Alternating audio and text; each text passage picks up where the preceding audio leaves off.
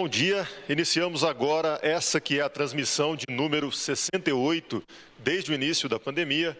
Hoje é quinta-feira, 25 de junho. Nós estamos ao vivo pela Rádio Educativa FM, pela TV Câmara de Rio Preto e pelas redes sociais da Prefeitura. Agora são 10 horas e 58 minutos e quem está aqui para atualizar os dados sobre a pandemia é a gerente da Vigilância Epidemiológica de Rio Preto, Andréa Negri. Bom dia, Andréa. Bom dia a todos. Vamos iniciar então a apresentação sobre os casos atualizados do coronavírus aqui em Rio Preto. Até o momento nós tivemos 17.844 notificações, com 67% de coleta, sendo testados aí 11.889 pessoas, 9.873 com resultados negativos e 2.016 pessoas tiveram caso, foi confirmado para Covid.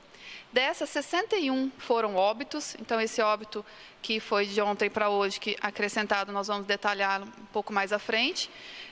1.266 pessoas já recuperadas, 357 profissionais de saúde e 382 casos graves internados, correspondendo aí 19% do total de casos confirmados.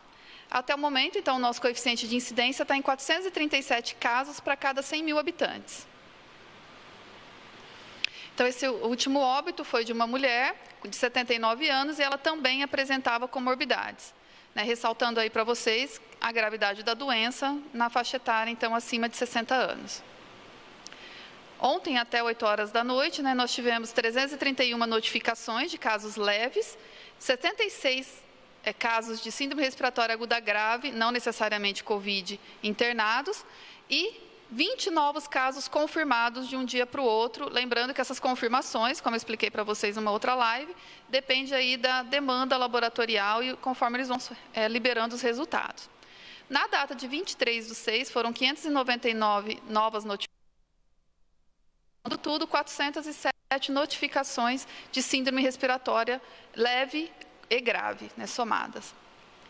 Esse gráfico, vocês podem observar que ele está falando sobre o percentual de positividade entre os casos graves internados e também comparando com os casos leves esse percentual.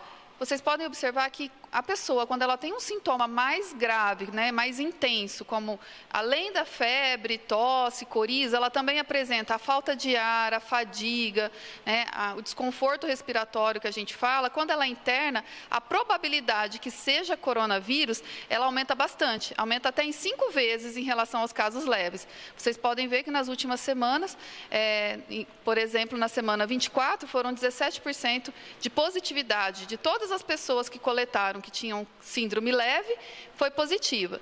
E entre os casos graves que internaram, quase 60% do que internou com a suspeita acabou confirmando o coronavírus. Então, para mostrar para vocês que a gravidade da doença, ela vem aumentando e dentre as internações, no começo a gente tinha poucos casos que acabavam confirmando o coronavírus. Agora, mais da metade a gente pode considerar já que está sendo realmente por coronavírus todas as internações de síndrome respiratória grave. Próximo. Levando em consideração que esses casos internados, qual que está sendo aí o tempo de permanência na internação, seja em UTI ou enfermaria? A média é de 9 dias, certo? Então, as pessoas entram, ficam aí uma média de 9 dias, com uma variação de 1 até 37 dias internado. Então, aquela premissa que a gente sempre fala, um caso de coronavírus, ele pode ficar aí na enfermaria de 4, 5 dias em média, e na UTI, esse tempo de permanência de 10 a 14, até mais de 21 dias, ela vem se confirmando aqui no nosso município. Próximo. Dentre esses casos graves confirmados, que são 382 pessoas que foram confirmadas para coronavírus, 32% que foram para UTI, então um percentual grande.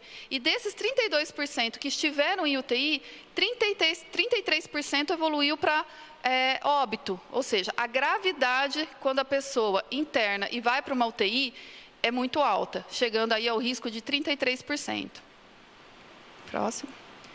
Ainda falando da síndrome respiratória aguda grave, nós temos aí 1.269 casos notificados acumulados, 326 aí nos últimos 14 dias, e no momento estão internados em São José do Rio Preto pessoas residentes daqui, 206 pessoas, 90 em UTI e 116 em enfermaria. Desses 206, 95 são confirmados para coronavírus. Então, fica esse alerta mesmo para vocês da importância da prevenção da doença, da redução da transmissão, para que realmente essas pessoas não precisem de uma internação e não evolua com uma gravidade para uma UTI, porque o risco de óbito, depois que um paciente vai para a UTI, está em torno de 33%. Obrigado, André, pela atualização. E eu gostaria de perguntar para você, que nós vivemos um momento agora onde se fala em reabertura do comércio, tem todo o debate sobre como vão funcionar as lojas, os shoppings, as escolas, né? O governador já anunciou que pode haver aí uma flexibilização, uma reabertura das escolas. Nesse clima, é importante não perder de vista as medidas preventivas de isolamento e de higienização. Sim, é muito importante, porque a doença, a pandemia ocorreu, os casos nesse momento mostram uma estabilidade nessa semana. A gente não pode falar muito para longo prazo, mas essa semana ela está mais estável que a semana anterior. E é importante que as pessoas realmente continuem com as medidas preventivas. Então, a economia ela precisa ser reaberta, ela precisa caminhar, andar. No entanto, as pessoas têm que ter a consciência de quando procurar esses lugares, tomar todas as medidas de distanciamento, higienização, não ficar tocando nariz, olho, boca também para não se infectar. Então, todas essas medidas que a gente vem falando o tempo todo, ela tem que ser incorporada na rotina das pessoas. Obrigado, André, pelas informações. E aqui nós concluímos essa transmissão. Lembrando que amanhã a live será às 3h30 da tarde. Um ótimo dia a todos.